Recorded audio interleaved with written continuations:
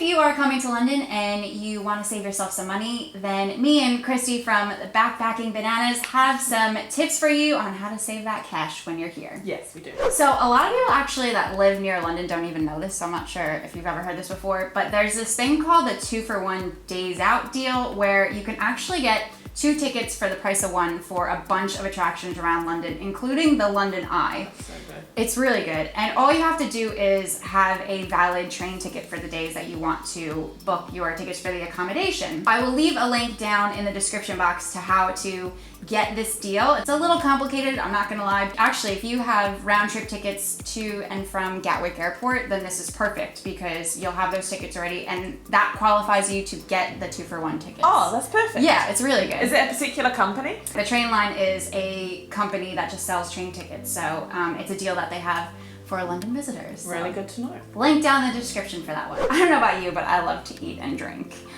Oh yes. But eating and drinking in London can actually get quite expensive, right? Mm-hmm. So my favorite thing to do to save on drinks and on food is to take advantage of happy hour deals. So there are a lot of bars and some restaurants around town.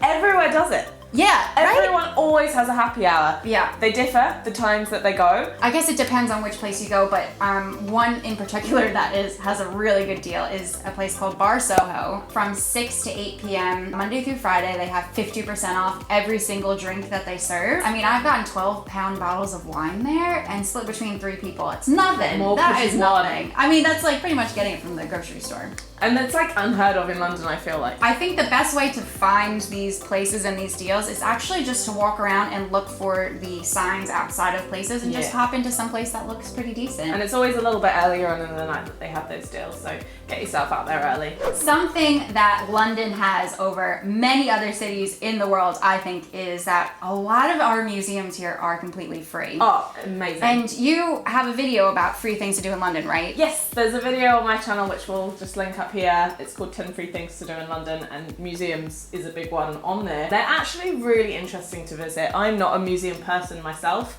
but they're really good and they're free. And also on a rainy day, really good rainy day activity. That's a really good point. So it's a great free way to get a bunch of art and culture into your trip. So the Mayor of London introduced last year what's called the bus hopper fare. It pretty much means that if you take 2 different buses within 90 minutes, you're only gonna pay 1 fare and not 2. If you're using CityMapper, which if you watch any of my transportation videos, you know I always recommend to download CityMapper before you come, and you're trying to decide maybe between taking 2 buses to get somewhere or the underground, you can actually save yourself a lot of money if you decide to take the buses. I guess it's gonna take longer, isn't it? But yeah, you can kind of see all the sights along the way, right? Exactly. There's so much to see everywhere in London. Down every single street you're going to see something that you probably recognise the name of. It's fun going around on the bus, especially if you can get a seat like at the front, like at the top. My favorite. Yeah. Perfect. Speaking of that app CityMapper, I really like it too because if you use it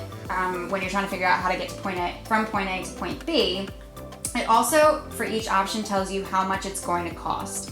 So you might find that you'll save yourself a lot of money if you take one route option that's maybe like 10 minutes longer, but it could be a lot cheaper. There are a few apps I recommend getting for your trip to London where you can buy cheaper tickets for events and shows. You can also get tickets for different like kinds of activities. One of the ones I use a lot is called YPlan. There's also Fever, and I think there's a few others you might find as well. I've gotten £10 tickets for a comedy show, and at the end of the comedy show, Jack Whitehall came out, which is a huge, really like massive comedian here in England. Jack Whitehall is so funny. He's funny. So posh, but so funny. Exactly. I mean, for £10 each, it was just such good value.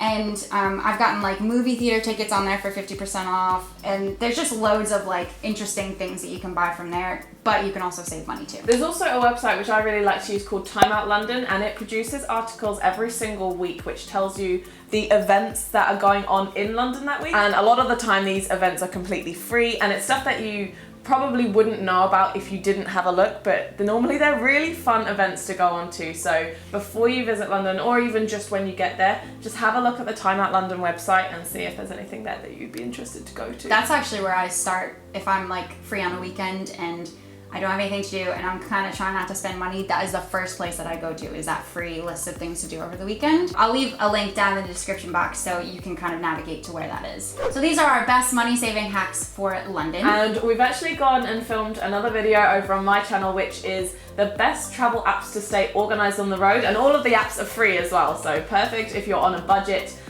For organizing, saving, budgeting, really, really useful stuff. We'll link it up here, so make sure you go and have a watch of that. Make sure while you're over there that you subscribe to Backpacking Bananas as well for lots of great budget travel tips, right? Budgeting, backpacking tips, going traveling, all of the above.